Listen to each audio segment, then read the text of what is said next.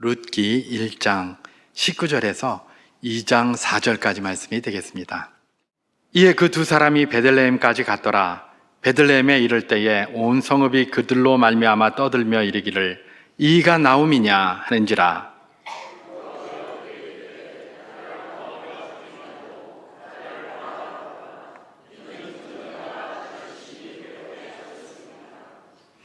내가 풍족하게 나갔더니 여호와께서 내게 비어 돌아오게 하셨느니라. 여호와께서 나를 징벌하셨고 전능자가 나를 괴롭게 하셨거늘 너희가 어찌 나를 나옴이라 부르느냐 하니라.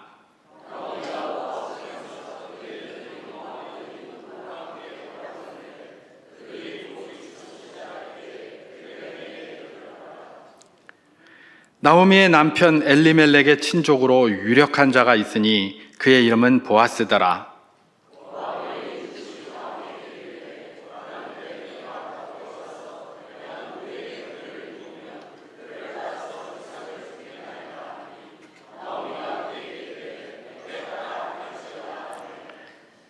룻이 가서 베는 자를 따라 밭에서 이삭을 줍는데 우연히 엘리멜렉의 친족 보아스에게 속한 밭에 이르렀더라. 베는 자들에게 이르되 여호와께서 너희와 함께 하시기를 원하노라 하니 그들이 대답하되 여호와께서 당신에게 복 주시기를 원하나이다 하니라. 아멘. 다음 주일이 추수감사주일입니다마는 감사절이 이렇게 다가오면 성도들은 늘 그런 식으로 이제 많이 생각을 하죠. 무슨 생각을 합니까? 그래, 하나님께서 우리에게 감사를 베풀어 주신 것을 되짚어 보는 그런 시간들을 보통 이렇게 가지게 되는데, 올해는 하나님께서 나에게 어떤 감사함을 주셨는가를 생각해 볼 때가 있습니다. 생각해 보면 감사한 게 참 많이 있어요. 그런데 또 한편으로는 이게 좀 감사하기에는 조금 그런 마음도 쓰는 게 여전히 있습니다. 그리고 다른 무엇보다도 현실의 삶, 현실에서 뭐 해결되지 않는 무엇이 있다면은 이거 좀 해결이 됐으면 좋겠는데 이런 마음이 들면서 이게 감사보다는 섭섭한 마음이 이렇게 있어요. 제가 이걸 왜 이렇게 잘하느냐? 저도 이제 그런 경험을 많이 해왔기 때문에 잘 알 수 있는 것 아니겠습니까? 바로 그것이죠. 여러 가지 그런 문제점이 있을 때에 또는 그런 문제 한가운데 있을 때에 하나님이 나하고 함께 하시지 않는가? 도대체 어디 가셨는가? 왜 하나님은 응답하지 않는가? 그런 생각이 많이 드는 것이죠.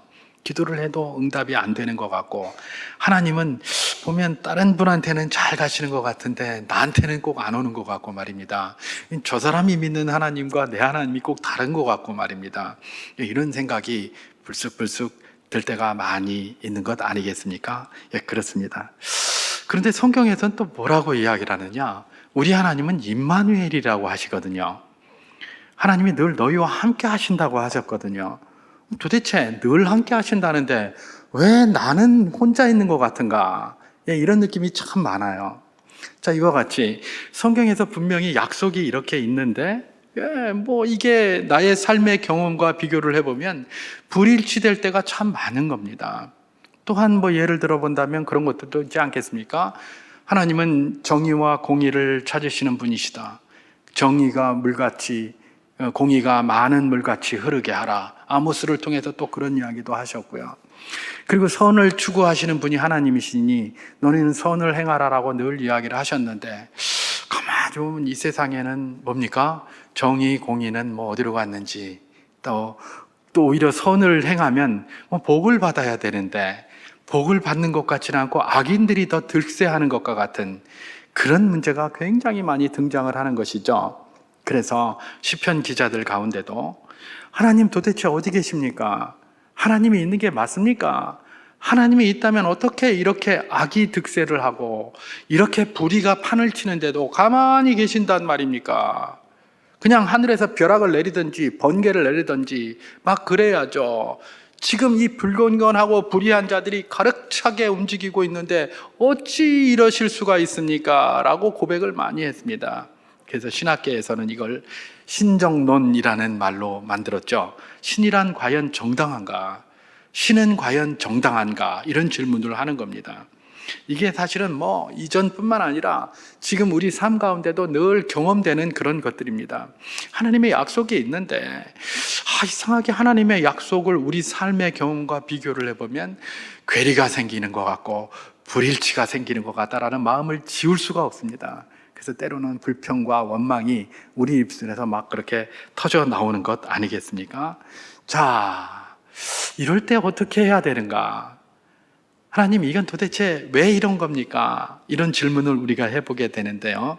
성경의 곳곳에 그것에 대한 응답들이 이렇게 있습니다.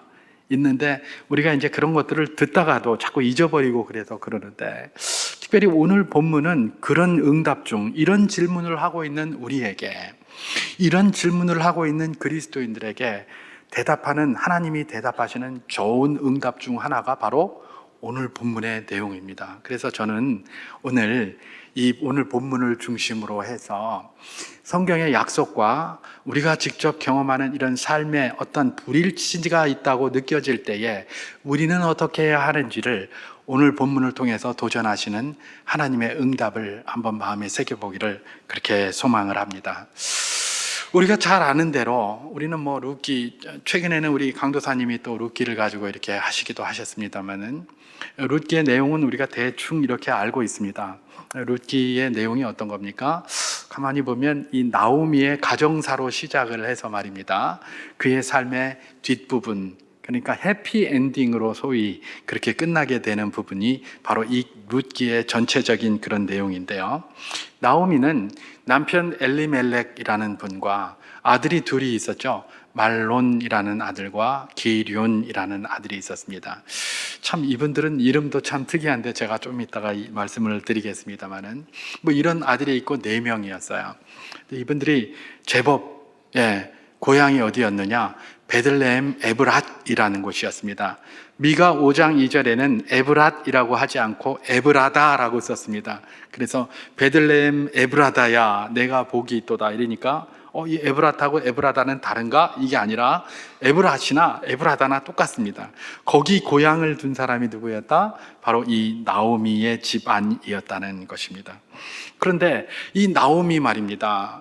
고향에서 베들레헴에서 살 때는 비교적 부유하게 좀 살았던 것 같아요. 비교적 부유하게 살았다는 증거를 어떻게 알 수가 있느냐? 오늘 본문 룻기 1장 19절에서 20절 말씀을 제가 한번 봉독해 보도록 하겠습니다.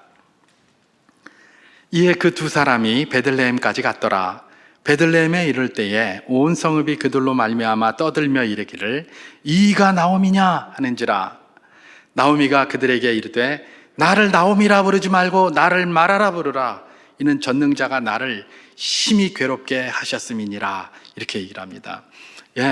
지금 나오미가 이제 베들레헴 고향을 떠난 지 10년 만에 지금 다시 고향으로 돌아오는 겁니다. 뭐 때문에 돌아오느냐? 하나님께서 양식을 베들레헴에 주셨다. 이제 흉년이 더 이상 없다라는 그런 소문을 들은 겁니다.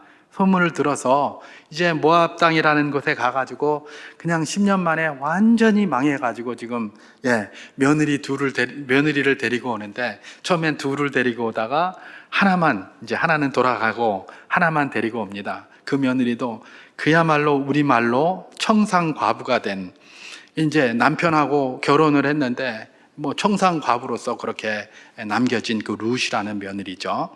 이 며느리하고 둘이 지금 들어오는 겁니다. 근데 베들레헴에 딱 들어왔더니 그 자기 동네 아닙니까? 그죠? 동네 사람들이 딱 보더니 깜짝 놀라는 겁니다. 이가 나오미냐? 이러는 겁니다. 왜 깜짝 놀랐을까요? 이전에는 잘 살았다는 거죠. 이 사람들이 잘 살았어요. 잘 살았는데 10년 만에 돌아봤는데 그 몰골이 처참하기 그지없는 것이죠. 그러니까 사람들이 깜짝 놀란 겁니다. 이가 나오미냐? 이렇게 얘기를 하는 거죠. 깜짝 놀랄 정도로. 이로보아 베들레헴에 살 때는 나오미가 제법 살았던 사람인 것 같습니다. 그러니까 그런 말을 하는 것 아니겠습니까? 주변 사람들이. 그리고 나오미 친히 자기도 그렇게 얘기를 합니다. 뭐라고 얘기를 합니까? 나를 나오미라 부르지 말고 마라라 하라. 막 이렇게 얘기를 합니다. 자존심이 그냥 펄펄 살아있어요. 죽지도 않았어요, 자존심이. 그렇게 고생을 해놓고도 자존심이 펄펄 살아가지고 와서 그런 소리 하니까 막 짜증이 나고 자존심 상하니까 나를 나옴이라고 부르지 말고 말하라 하라. 전능자가 나를 괴롭게 하였는데 뭐 이래가면서 말입니다. 그러고 오는 거예요. 그러니까 자기가 스스로 생각해도 나는 원래 이렇게 비참한 이런 삶이 아니라 잘 사는 삶이었는데 가서 이렇게 망해가지고 돌아오게 되었는데 너네들이 그런 말 하니까 막 짜증이 나니까 그런 소리 하지 말라고 말이야. 하나님이 나를 그렇게 했으니 어떻게 하겠냐고 이러면서 자존심이 하나도 안 죽었어요. 그래가지고 지금 들어오고 있습니다. 실제로 또 나오미가 그렇게 고백을 하지 않습니까? 내가 풍족하게 나갔다 이렇게 얘기를 하잖아요. 그죠? 오늘 본문에서 내가 풍족하게 나갔는데 샷다이 전능자께서 나를 비워 돌아오게 하셨다 그런 이야기를 해요. 그러니까 원래 베들레헴에 살 때는 나오미가 풍족하게 살고 있었어요. 그랬는데 왜 하필 이 사람들이 베들레헴을 떠나서 모압으로 가게 되었을까? 이 질문을 하는 것이 굉장히 중요합니다. 예, 왜 모압으로 가게 되었을까? 여러분, 모압은 그냥 단순히 여기에 무슨 문제가 있어서 이사 가는 그런 땅이 아닙니다. 모압은 어떤 땅이냐? 요단강이 흐르면 요단 동쪽 편에 있는 땅이 모압 땅이에요. 하나님께서는 이스라엘 백성들이 어디 살기를 원하셨습니까? 약속의 땅에 살기를 원하셨어요. 그리고 성경에서 약속의 땅이라는 것은 요단 서쪽의 땅입니다. 요단 동쪽의 땅이 아니에요. 요단 서쪽의 땅이에요. 그래서 이 베들레헴은 원래 나오미가 살던 이 동네는 하나님의 약속의 땅이었었어요. 그랬는데 지금 뭡니까? 거기서 풍족하게 살다가 하나님의 약속의 땅에서 모든 짐을 정리해가지고 약속의 땅이 아닌 요단 동편에 있는 모압 땅으로 이주를 하고 가게 된 것입니다. 그러니까 이게 그냥 심각한 것이죠, 사실은. 약속의 땅에서 풍족하게 살았는데 왜 약속의 땅이 아닌 모압 땅에 갔고 거기 가서 그렇게 살아보려고 했는가? 그 질문이 생길 수밖에 없는 거예요. 왜 이렇게 했을까? 성경은 바로 그 베들레헴에 흉년이 들었기 때문에 그랬다라고 기록합니다. 그죠? 흉년이 들었어도 자기는 풍족하게 나갔다고 할 정도면 제법 잘 사는데 왜 흉년이 들었다고 나간단 말인가? 이런 질문을 할 수가 있는 것이죠. 그러면 도대체 그 흉년은 왜 들었단 말인가? 이런 게 이제 우리가 자꾸 성경을 갖다가 묵상을 하면서 질문해 봐야 되는 거예요. 아니, 흉년을 안 주시면 되잖아. 그러면 내가 모압으로 안 가도 되는데 그냥 베들레헴에서 이렇게 살아도 되는데 왜 흉년을 주신단 말이야? 흉년을 왜 주셨을까? 하나님이 흉년 안 주시면 되잖아요. 그러면 우리가 하나님의 약속 안에서 그 속에서 살 것 아닙니까? 우리 보통 그렇게 생각할 수가 있어요. 흉년을 왜 주셨는가? 그런 질문을 한번 해볼 필요도 있는 것이죠. 그 이유가 어디 나옵니까? 룻기 1장 1절에 나옵니다. 제가 한번 봉독해 보도록 하겠습니다.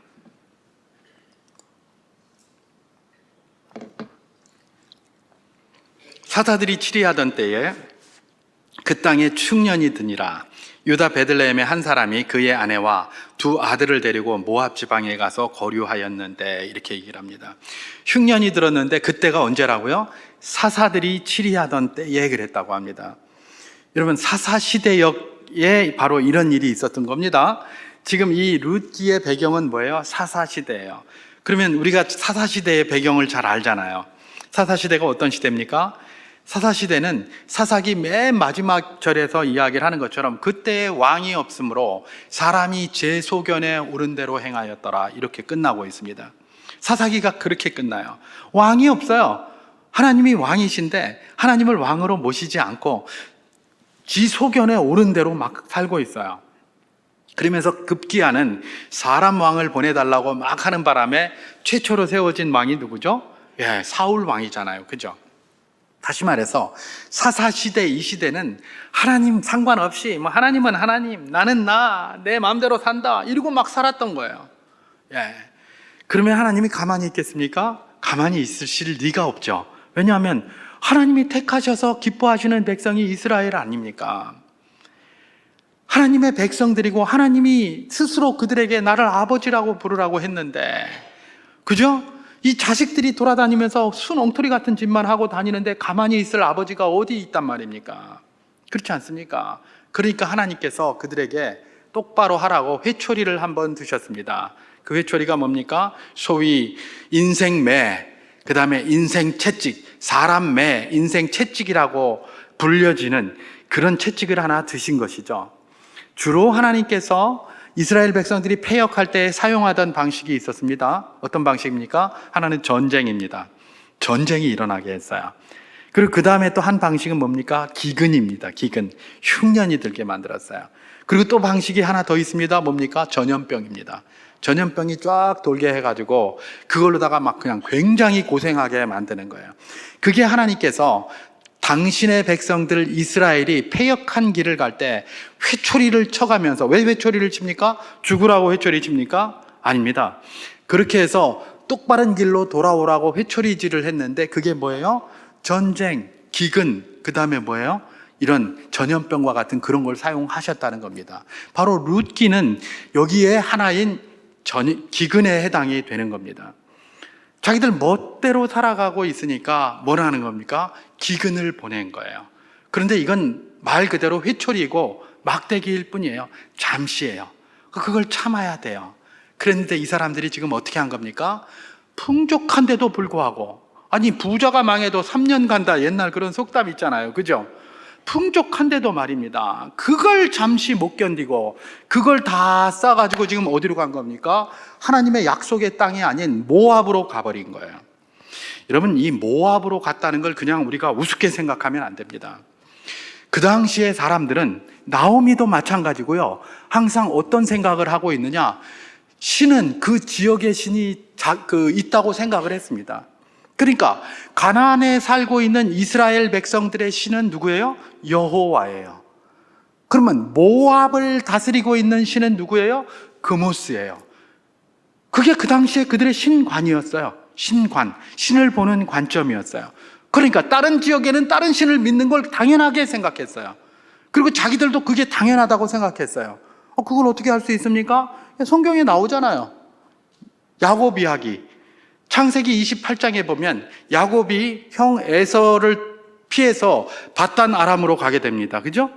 밧단 아람으로 가다가 중간에 루스라는 곳, 루스가 이제 아몬드가 많이 있는 지역인 것 같습니다. 그래서 아몬드의 마을이 그 루스인데, 루스라는 곳에서 저녁에 잠을 자게 됐어요. 그래서 돌베개를 딱 빼고 딱 자는데 갑자기 하늘에서 문이 확 열리면서 사다리 같은 것이 내려오는 환상이 보이더니 하나님의 사자가 그 위에서 오르락내리락 하는 겁니다. 오르락내리락 하는 걸 보면서 우와, 이게 뭐고 이러고 있는데 위에서 하나님의 음성이 들려요. 나는 네 할아버지 아브라함과 네 아버지 이삭의 하나님 여호와다. 내가 너의 민족을 풍성하게 해줄 것이고 이 땅을 너희에게 돌려줄 것이다. 너에게 줄 것이다. 이렇게 얘기를 합니다. 그게 아브라함에게 약속했던 걸 그대로 누구에게도요? 야곱에게 그 얘기를 또 하는 겁니다. 그랬더니 이 야곱의 반응이 뭡니까? 와, 여기는 두려운 곳이로다. 나는 하나님을 가나안에 두고 혼자만 나온 줄 알았는데 하나님이 여기도 계시네? 이러는 거예요. 자기가 거길 떠날 때는 이미 하나님 거기다 두고 다른 땅으로 가는 줄 알았어요. 근데 하나님이 거기도 오르락내리락 하시면서 말씀하시는 걸 보고 하나님이 여기도 계시네, 이렇게 깨달은 거예요. 그래서 거기에다가 뭘 합니까? 돌베개로 제단을 쌓고 그렇게 하나님 앞에 기도를 합니다. 만약에 내가 이 모든 문제를 해결하고 돌아오게 하신다면 내가 너와 함께 하리라 그랬더니, 돌아오게 하신다면 내가 하나님께 제사를 드리고 11조도 드리고 뭐도 하고 하면서 거기에 쭉 기록하고 있는 내용입니다. 제가 지금 무슨 얘기를 하고 있는 겁니까? 그 당시에 사람들은 다른 지역으로 가게 되면 그 신의 지배를 받고 그 신의 복을 받는다고 생각을 하고 있었고, 이건 나오미도 알고 있고 엘리멜렉도 알고 있었던 내용입니다. 근데 알고 있음에도 불구하고 베들레헴에서 여호와 밑에서 풍족하게 얻은 그걸 가지고 지금 어디로 가고 있는 겁니까? 모압으로 가는 겁니다. 이 말은 그냥 이사 갔다는 말이 아닙니다. 흉년이 들었기 때문에 그냥 이사 갔다는 말이 아니라, 지금까지는 내가 여호와 의지하고 여호와께서 주시는 걸 먹고 살고 여호와의 은혜로 살았지만 이제는 여호와 빠빠이. 왜냐하면 나한테 흉년 줬기 때문이야. 나는 이제 그 모스 밑에 가서 먹고 살래. 거기 뭐 많다더라. 이러고 간 거예요. 그러니까 이게 그냥 이사 간 거 아닙니다. 그 사람들이 그거 다 알고 있었지만 나는 이제 여호와 빠이빠이. 아니 왜 괜히 흉년을 줘가지고 말이야, 내가 뭘 잘못했다고. 에이, 그러면서 있는 거 없는 거 여호와 밑에서 얻은 거 다 챙겨가지고 어디 간 겁니까? 예, 금오스 밑으로 지금 들어간 겁니다. 이게 바로 이들의 이주였던 것입니다. 예, 하나님께서는 사사시대에 이스라엘 백성이 워낙 패역했기 때문에 기근이라는 회초리를 드셨습니다. 그래서 회초리를 좀 치려고 했는데, 이 엘리멜렉, 나오미 요 가정, 얼마나 이게 이제 참 이 약삭 빠른지, 치기도 전에 다 싸가지고, 아이고, 나는 이제 막 여호와 빠이빠이. 나는 금오스한테 갈래. 그리고 모압으로 가버린 것이죠. 그래 놓고 어떻게 합니까? 예, 나중에 돌아오는데 쫄딱 망해서 돌아오게 된 것입니다. 쫄딱 망해서 돌아오는데 뭐라고 얘기를 합니까? 이가 나오미냐? 라고 하면서 사람들이 그러니까 막 자존심이 펄펄 살아가지고 나를 나오미라고 하지 마라. 나오미라는 건 기쁨, 희락 이런 의미입니다. 나를 나오미라고 하지 말고 나를 말하라 하라 이렇게 얘기를 합니다. 룻기의 이 이름들은 참 의미가 많습니다. 나를 말하라, 말하는 쓰다는 뜻이잖아요. 나를 기쁨과 희락이라고 말하지 말고 나를 쓰다고 말해라. 그냥 쓴 집이라고 말해라. 예, 이러면서 그냥 화를 내고 막 펄펄 뛰고 있는 것이죠. 이게 지금 나옴입니다. 그러면서 하는 말이 더 객관입니다. 뭐라고 얘기를 합니까? 전능자가 나를 심히 괴롭게 하셨기 때문에 내가 이랬다 이렇게 얘기를 합니다. 아니, 누가 모압으로 가라고 했습니까? 다 자기들이 결정해서 회초리한테 안 맞으려고 다 도망가 놓고 뭐라고 얘기를 한다고요? 전능자가 나를 괴롭게 했다. 나를 괴롭게 했기 때문에 내가 모압에서 쫄딱 망해서 돌아왔는데 나보고 어쩌란 말이고. 자존심이 안 죽었어요. 그렇게 이야기를 하고 있는 것입니다. 예, 자기들이 다 결정해 놓고 왜 전능자가 이랬다고 할까? 예, 결과적으로는 그게 맞아요. 결과적으로는 그게 맞지만 그게 나오미가 할 말은 아닌 것이죠. 그럼 나오미가 왜 이런 저기를 했을까? 예, 한번 생각을 해보면 왜 이런 나오미가 이런 말을 하는지 이해는 됩니다. 왜 그렇습니까? 예, 갔습니다. 그 모압으로 10년 전에 모압으로 그냥 탁 싸가지고 갔는데 거기 가가지고 남편 엘리멜렉이 죽습니다. 그리고 생떼 같은 두 아들도 죽었어요. 그죠? 근데 그 두 아들의 이름이 뭐라고요? 말론과 기럨이라고 그랬습니다. 이 이름들은 병들었다라는 의미와 허비한다라는 의미예요. 병들어서 병 때문에 비실비실하는 아들이에요. 그리고 또 한 아들은 뭐예요? 몸이 허비예요. 몸이 이게 소모성이 너무 많은 거예요. 뭐 이렇게 보면 막 너무 이제 이렇게 해서 힘도 없고 기운도 없고 전부 이런 거예요. 예, 남편이 죽어서 빨리 아들들이라도 건강해가지고 결혼을 해서 후사를 이렇게 낳아야 되는데 한 애는 병들어서 비실비실하고 한 애는 그냥 소모성 질병이 있어가지고 아무것도 못하는 겁니다. 비실비실. 예, 이러고 있는 겁니다. 나오미가 깨달았겠죠. 아이고야, 우리가 이제 이 베들레헴을 떠나서 하나님이 진노하셨나 보다 생각하지 않았겠습니까? 그래도 자기가 하나님 믿는 백성이었는데요. 그러니까 거기서 자꾸 얼마나 기도했겠습니까? 하나님, 우리 말론을 살려주세요. 우리 기럨을 살려주세요. 얼마나 이야기했겠습니까? 근데 늘 시들시들하고 그냥 부시시 해가지고 이제 다 죽어가는 겁니다. 그런데 아직 결혼도 안 했어요. 그러다 보니까 어떻게 되겠습니까? 야, 이러다간 대도 못 읽고 끝나겠다 이런 생각 들지 않겠습니까? 그러니까 결혼을 시켰습니다. 모압 여인하고. 그냥 불신자하고 그냥 막 시켰다는 게 아니라 그 정도로 쉽게 우리가 대답할 일이 아닙니다. 그 나오미의 상황들을 생각해 봐야 돼요. 그냥 불신자하고 쉽게 결혼했다 이게 아니라 지금 급한 거예요. 지금 나들이 곧 죽게 생겼어요. 아들 둘이 있는데. 그러니까 빨리 결혼시켜서 후사라도 낳아야 되겠다는 게 나오미의 마음 아니었겠습니까? 그런데 결혼을 시키려고 이제 두 며느리가 왔는데 하나는 누굽니까? 룻이고 하나는 오르바라는 그 며느리가 왔는데 남편이 남편 될 자기 아들이 건강하고 이래야 그냥 떳떳하게 이렇게 결혼을 시킬 텐데 이게 다 죽어가고 시들시들하고 있거든요. 근데 결혼을 시키려니까 이게 결혼이 됩니까? 안 되겠죠. 그럼 뭐 때문에 결혼시켰겠습니까? 많은 돈을 줬겠죠. 지참금이 아니라 돈을 많이 줬을 겁니다. 그 동네에는 며느리를 데리고 오려면 돈을 많이 줘야 돼요. 그죠? 그런데 병든 아들에게 이렇게 하려면 더 많은 돈이 들어야 되지 않겠습니까? 안 그래도 지금 막 시간 지나면서 남편 죽고 아들 빌빌하고 이러면서 병원비 많이 쓰고 돈을 많이 썼는데 결혼까지 시키면서 돈을 완전히 다 써버린 것 같아요. 우리가 이런 성경을 볼 때 그냥 이렇게 읽는 게 아니고 이렇게 계속해서 질문을 하고 추측을 하면서 읽어야 되는 거예요. 우리 상식에 합하게 할 수도 얼마든지 있는 거예요. 자, 그래서 돈을 거기다 다 탕진을 했어요. 그거 한다고. 그랬는데 이 아들들이 후사를 남기지도 못하고 그냥 다 죽어버렸습니다. 말론과 기련이. 얼마나 기도했겠습니까? 거기서 하나님이 내가 잘못했습니다. 모압에 온 건 내가 잘못했는데, 그런데 하나님, 우리 아들 말론 좀 살려주세요. 기련 좀 살려주세요. 내 남편이야 이미 뭐 그렇게 됐다 할지라도 아들들 좀 살려서 우리가 후사를 좀 있게 하여 주세요. 후사를 있게 하여 주세요. 그렇게 했는데 그만 아들들이 덜컥 다 죽어버렸네. 이러니까 막 분노가 생기는 겁니다. 전능자가 나를 이렇게 만들었다. 샷다이가 나를 이렇게 만들었다. 그런 분노가 생겨가지고 부글부글하고 있는데 거기서는 먹고 살 것도 없는데 갑자기 베들레헴에 뭐가 양식을 주셨다라는 소문이 들리는 겁니다. 그래서 지금 돌아오는 겁니다. 돌아오는 거예요. 그런데 나오미는 그래도 장점이 있습니다. 전능자가 나를 이렇게 힘들어서 했다 그러면서도 어디로 돌아옵니까? 물론 양식의 소문을 듣고 왔지만은 하나님 앞으로 자꾸 나아옵니다. 그죠? 이게 중요한 겁니다. 예, 많은 사람이 그냥 시험 들고 전능자가 나를 실패했다 그러면 여호와 빠이빠이, 당신이 나하고 뭔 상관이 있노? 빠이빠이, 나도 못 돌아봐 주면서 이러면서 떠나는 사람이 얼마나 많습니까? 그죠? 그런데 나오미는 그냥 극심한 그런 어떤 고생을 하고서도 여전히 아이고 전능자가 나를 이렇게 했다 막 하면서 하나님 원망하면서 불평하면서도 그 밑으로 들어오고 있습니다.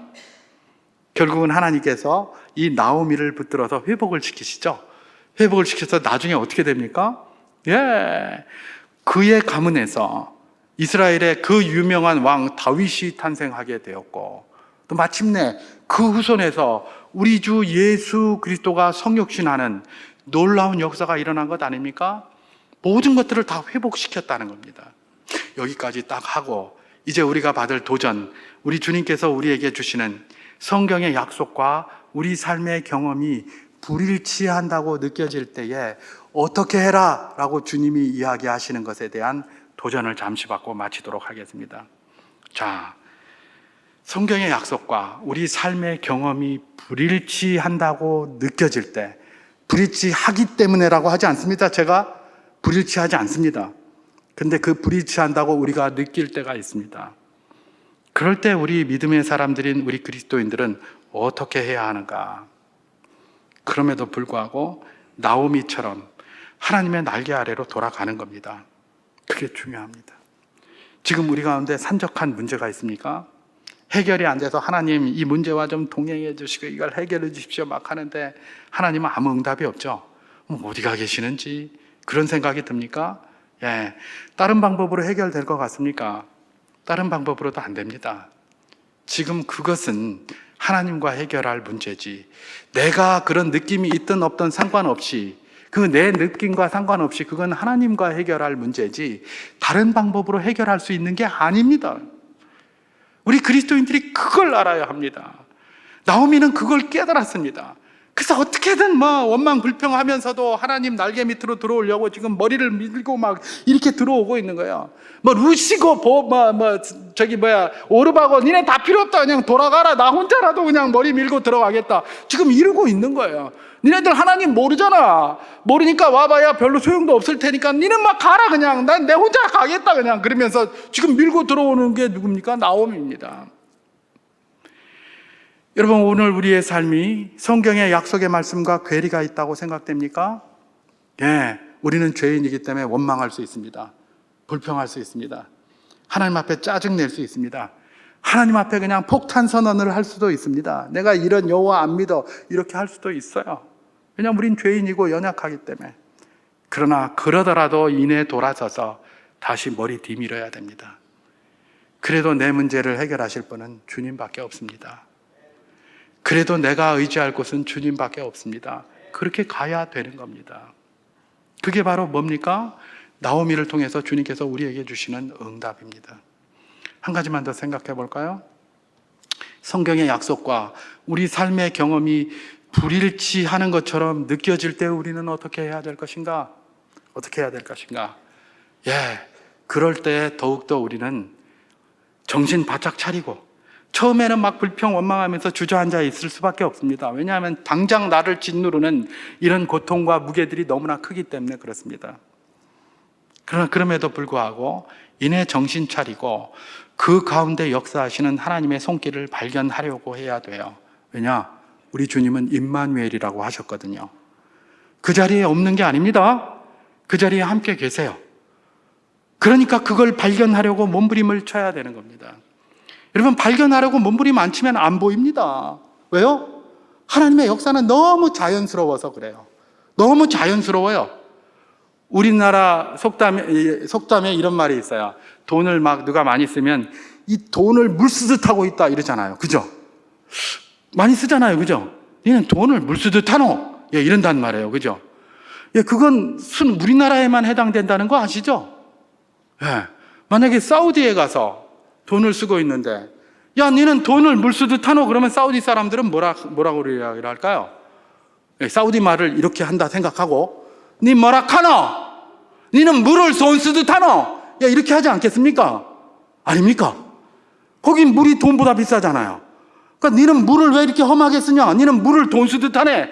왜 자기는 돈 많으니까 돈 막 쓰잖아요. 그냥 막 해서 무슨 네옴시티니 뭐니 막 해서 막 2,000조 막 뿌리고 막 그냥. 예. 니는 물을 좀 아껴라. 물을 돈 쓰듯 하노? 이럴 것 아닙니까? 우리나라나 뭐 돈을 물 쓰듯 하노 이렇게 하지. 다른 나라는 그렇게 안 하잖아요. 그죠? 여러분, 우리가 숨을 쉬고 있습니다. 예. 우리가 가끔 하나님께 감사할 때 공기에 고마움도 하자. 이럴 때는 참 공기야 고맙다 이렇게 합니다. 근데 금방 잊어버렸습니다. 지금 혹시 여기서 제가 요 말하기 전에 공기 보고 고맙다고 생각하신 분 있습니까? 없죠? 저도 요 말하기 전에 그 말 생각 안 했었어요. 너무 흔하니까, 너무 자연스러우니까. 사람들은 너무 자연스러운 것에 대해서 감사할 줄 모르고요. 그런 것들이 왜 필요한지도 몰라요. 우리가 늘 가면 물 틀면 물 나오고 이러니까 물 나오는 걸 당연하게 생각해요. 앞으로는 그렇게 안 됩니다. 너무 자연스럽게 생각해요. 그러니까 돈을 물 쓰듯 한다 이런 것도 있고, 돈을 도대체 얼마나 쓴다고 물 쓰듯 한다고 하겠습니까? 그죠? 그렇게 이야기가 나오는 겁니다. 제가 지금 무슨 말을 하고 있습니까? 하나님의 손길과 역사가 너무 자연스러워요. 그래서 잘 보이지를 않아요. 그래서 그걸 찾으려고 하지 않으면 이게 하나님의 역사인지 아닌지 잘 몰라요. 모르다 보니까 맨날 나 혼자 있는 것 같고, 맨날 나 혼자 문제 해결하는 것 같고, 하나님은 임마누엘이라고 하셨는데 옆에서 지금 계속 자연스럽게 돕고 계시는데 맨날 나 혼자 뭘 하는 것 같이 느껴지는 거예요. 그걸 발견할 줄 알아야 되는데, 하나님은 우리와 함께 하시는 줄 믿습니다. 하나님은 임마누엘이라고 말씀해 주셨습니다. 이 말씀을 반드시 붙들어야 됩니다. 그리고 그걸 확증하기 위해서는 뭘 해야 되는 겁니까?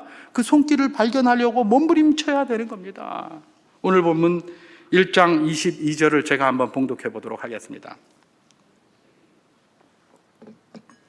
나오미가 모압 지방에서 그의 며느리 모압 여인 룻과 함께 돌아왔는데 그들이 보리 추수를 시작할 때에 베들레헴에 이르렀더라. 이렇게 얘기를 합니다. 나오미가 룻과 함께 베들레헴에 딱 왔는데 마침 그때 뭘 하고 있는 거예요? 보리 추수가 시작되었다고 이야기를 합니다. 제가 하나 질문 드립니다. 혹시 나오미가 모압에서 출발할 때에 보리 추수를 할 걸 알고 그 날짜에 맞춰서 이주해 왔을까? 아니면 그냥 왔는데 와보니까 보리 추수가 시작되었을까? 예, 질문입니다. 나오미가 먹을 게 없으니까 그날 알고 온 것 아니겠느냐? 보통 그렇게 생각하기 쉽습니다. 그죠? 근데 저는 그걸 나오미가 알고 왔다고 절대로 생각하지 않습니다.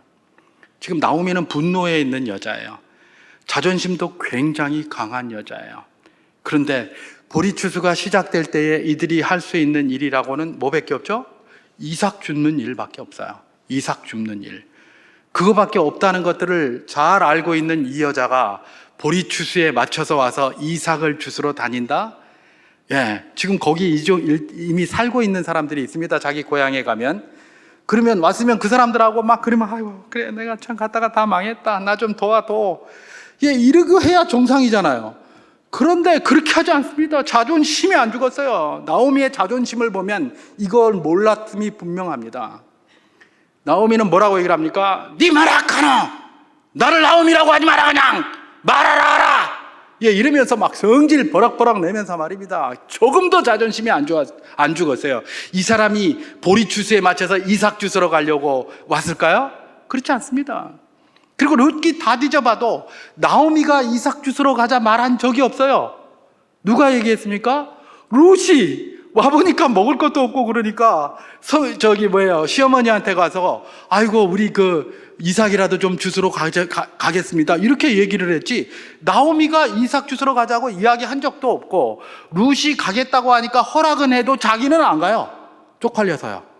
안 간다니까요. 그게 나오미예요. 그러니까 뭐 보리추수 이거하고 상관이 없는 거예요. 그리고 나중에 룻이 어떻게 합니까? 자기 시어머니한테 이삭 주스러 가겠다고 허락을 받아요. 왜 허락을 받을까요?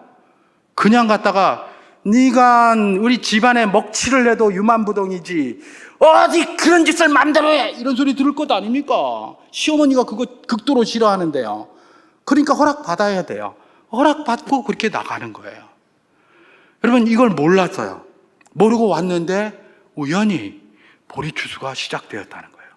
우연히 그렇게 시작된 거예요. 자, 그리고 나서 또 넘어갑니다. 여기 룻기 2장 3절을 제가 한번 봉독해 보도록 하겠습니다. 룻이 가서 베는 자를 따라 밭에서 이삭을 줍는데 우연히 엘리멜렉의 친족 보아스에게 속한 밭에 이르렀더라, 그렇게 얘기를 합니다. 자, 지금 룻이 시어머니한테 내가 그걸 좀 이삭을 좀 주워오겠다 그랬더니 나오미도 뭐 별소리 있습니까? 뭐 자기는 안 나가도 니라도 가서 주워와야지. 그러니까 그래 갔다 와라.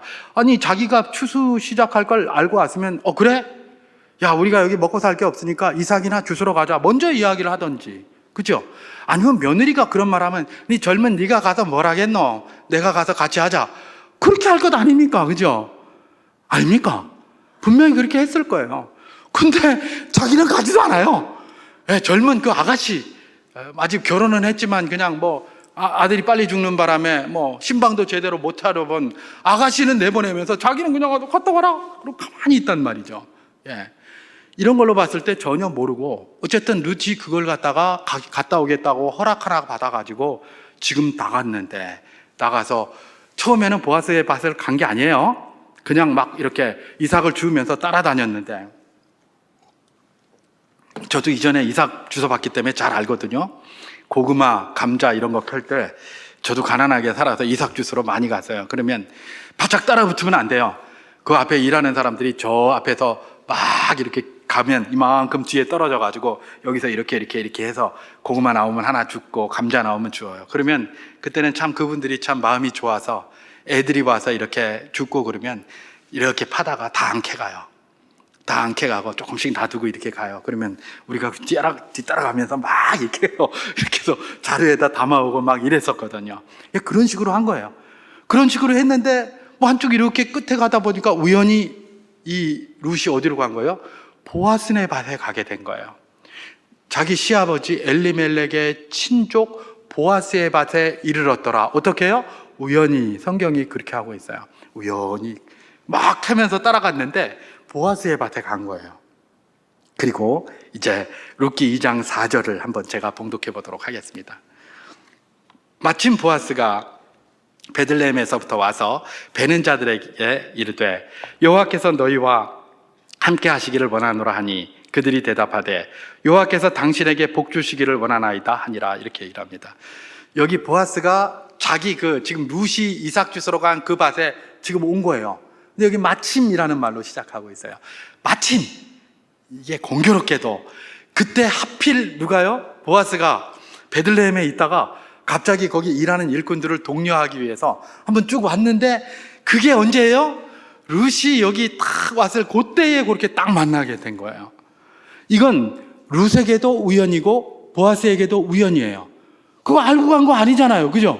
룻에게도 우연이고 보아스에게도 우연이에요. 그래서 성경은 우연이라고 표현했어요. 그런데 이게 보면 굉장히 공교로운 거예요. 어떻게 그렇게 만나는지 말입니다. 나중에 루시 나이 먹어서 그러지 않았겠습니까? 아이고, 그때 내가 참 우연히 가서 보아스 밭에 가서 그래 저 양반 만났다 아이가.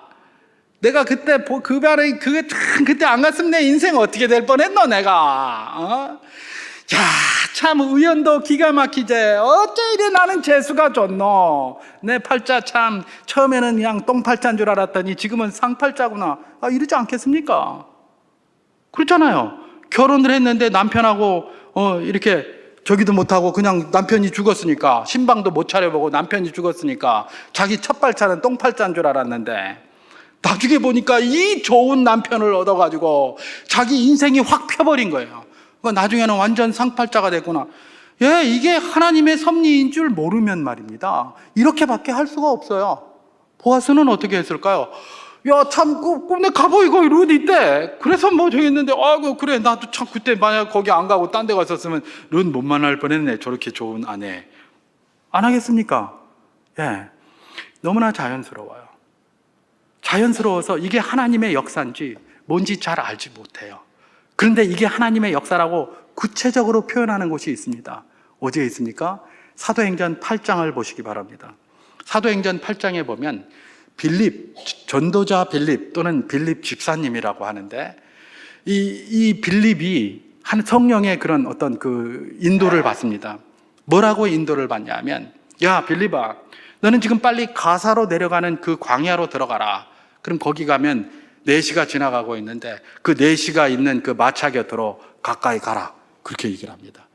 빌립은 분명히 하나님께 명령을 받았어요. 그죠? 성령으로 명령을 받고 거길 갑니다. 그런데 이디오피아 내시가 간다게, 이디오피아 여왕 간다게의 국고를 맡은 내시가 예루살렘에 왔다가 거길 지나가고 있었어요. 근데 우연히 거기 예루살렘에서 책을 하나 얻어가지고 딱 봤는데 그게 이사야서예요. 이사야서를 딱 받아가지고 쫙 폈는데 자기가 이해가 안 되는 그 구절이 거기서 나오는 거예요. 이게 뭐고? 이게 뭔 뜻이고? 이게 뭐 메시아고 뭐 어쩌고 그렇다는데 이게 뭐 왜 이러냐? 그러면서 이제 그 고난받는 종에 대한 하나님의 종이고 메시아면 이게 고난받고 이게 뭐고? 그러면서 막 이러고 있는데 갑자기 거기 누가 있는 겁니까?